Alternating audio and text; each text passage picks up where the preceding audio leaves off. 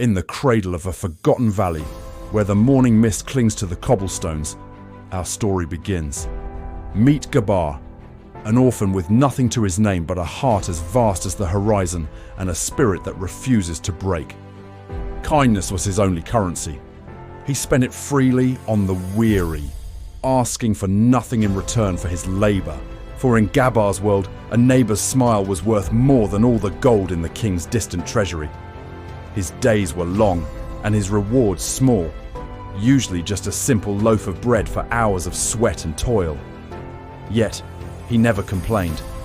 He knew that the true strength of a man is measured by his resilience, not his possessions. One evening, as the sun bled orange and gold across the sky, Gabar found himself deep within the heart of the ancient forest. Through the tangled branches, a mysterious light began to dance, a glamorous glow unlike any lantern or star he had ever seen. There, embedded in an ancient mossy rock, sat a blade of celestial beauty. The air around it thrummed with a forgotten magic. It whispered to him, a faint melody of destiny that seemed to call his very name from the depths of time. But the harsh, grumpy voice of his master broke the spell. "Gabar, back to work, you lazy boy." With a heavy heart and a lingering look at the light, he turned away. Duty was the only life he knew. The next morning, the rock was bare.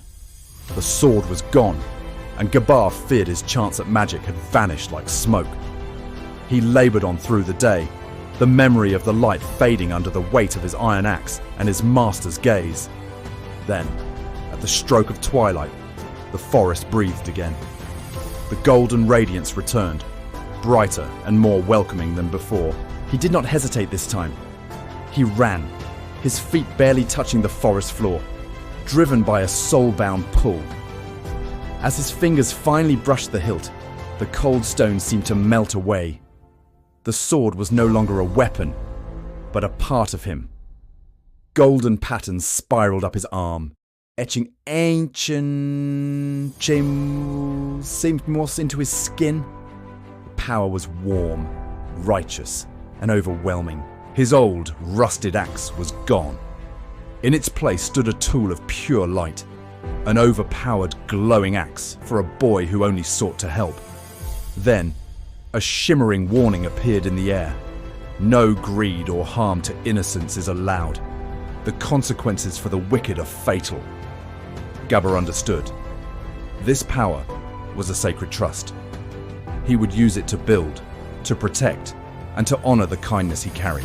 The orphan boy was no longer alone.